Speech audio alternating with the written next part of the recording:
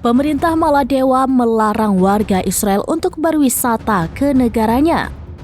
Keputusan ini diumumkan pada Minggu 2 Juni 2024 oleh kantor kepresidenan. Dalam pernyataan tertulis, Presiden Maladewa Muhammad Muizzu mengatakan pemegang paspor Israel dilarang masuk.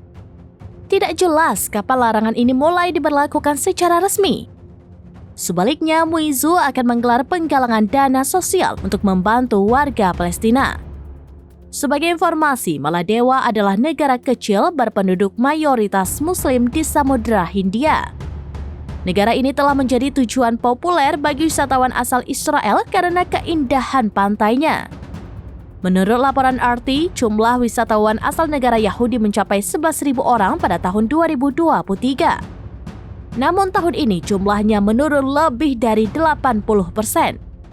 Maladewa sebelumnya telah mencabut larangan terhadap wisatawan Israel pada awal tahun 1990-an dan berupaya memulihkan hubungan pada tahun 2010. Namun, upaya normalisasi terhenti setelah tergulingnya Presiden Mohamed Nasheed pada Februari 2012.